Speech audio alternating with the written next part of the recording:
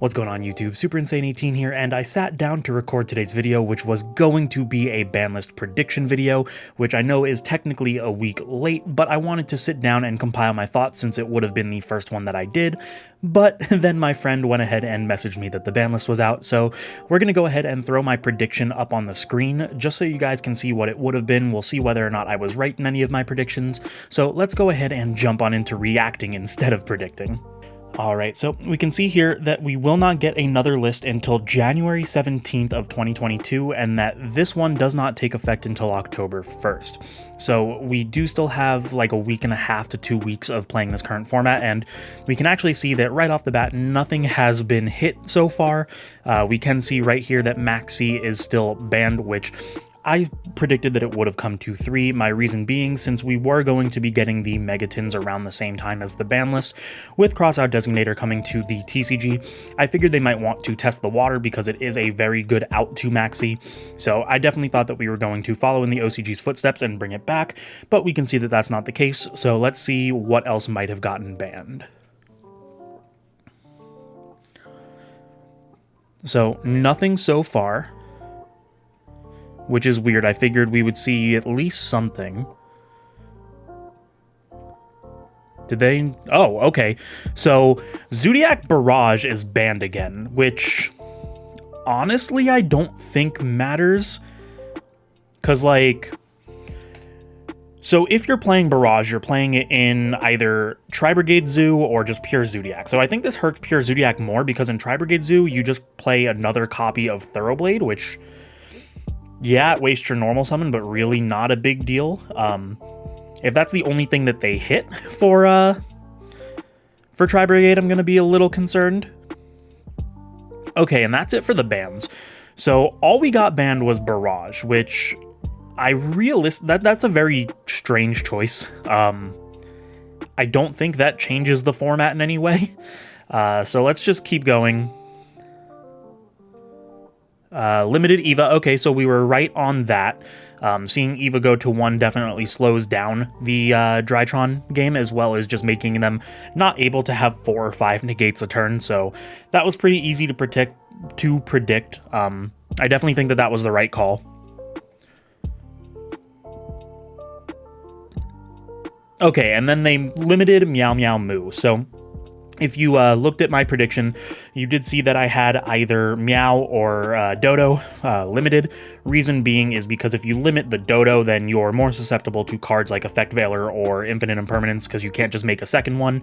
The reason for Meow is that you can really only do the double Butler play once, and you only have the 1-kid combo once, so now, you know, if you open a bunch of extenders turn 1, you might not actually go for the Meow-Meow just to save it for later game, so I think that that was obvious and definitely a good hit to slow down the deck as well.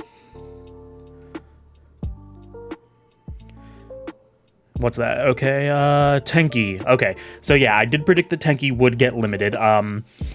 I think that's honestly just the right call. Instead of running 6 Fractal, now you only have 4, as well as less copies of your Zoo monsters as well. So it's a Rota card. Every Rota card is limited to 1. So it definitely makes sense. And we can see here that Hero Lives is still at 1, so that did not get unlimited like I predicted. But the Tenki going to 1 is definitely a good hit for Tri-Brigade. Let's see if they also hit the Revolt. Okay, Imperial Order is still limited, so we didn't get the ban there, and we don't see Revolt. So that's it for the limits. Let's see. I had limited, if I'm remembering correctly, Revolt, Tenki, Eva, either of the Prank Kid links, Harp, Colossus, and then Blaster was just a meme pick. I think it could have been cool, but I see why they wouldn't have done it. So, yeah, they only limited 3 cards, right? No, 4. Okay, 1, 2, 3, 3 cards. 3 cards are limited, so the Tenki is probably the most devastating of the hits here. This list is very underwhelming. I figured that it would be a crucifixion list, like we got a couple years ago, but this really isn't doing much.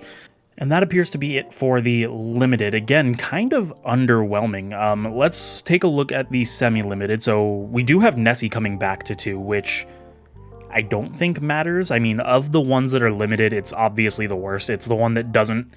I mean, it kind of guarantees you a summon because you'll get to search one of your others, but I think Nessie coming back is fine. Skullcrobat Joker does not matter at all. And then we have Emergency Teleport, which is interesting.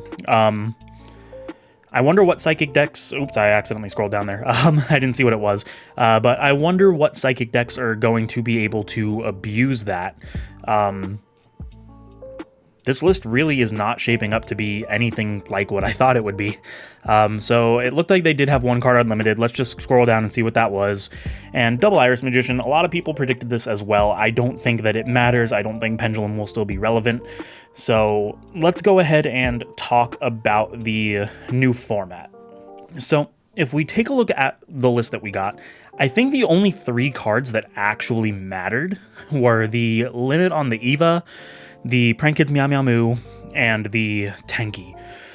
So going down the list, we have the limit on Eva. That means that, you know, Beatrice isn't as strong because you don't get 2 Eva sends on it. So you can do some things where you extend your combo turn 1, sending like another Drytron name like Delta or something, so that you can maybe get an extra draw, which could maybe net you another fairy, and then using the Eva on your opponent's turn just to get 2 more negates.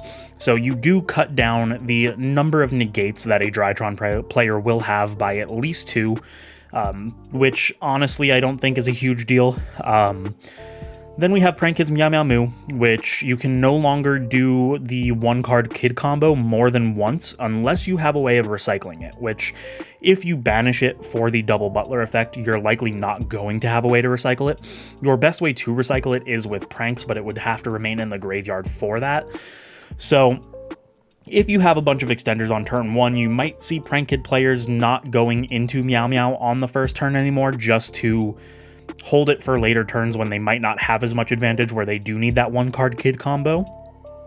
And the Tenki, while it's a very good hit, I'm not sure if it's enough. I think that Tri-Brigade needed the biggest hit out of every deck in the format, and just hitting... I mean, I guess you can count the Barrage as a hit as well, but I don't think that necessarily matters. So Tenki going to 1 definitely slows it down, but I don't think it slows it down enough. So the format moving forward is likely going to still be Tri-Brigade as the best deck, with Drytron coming in second.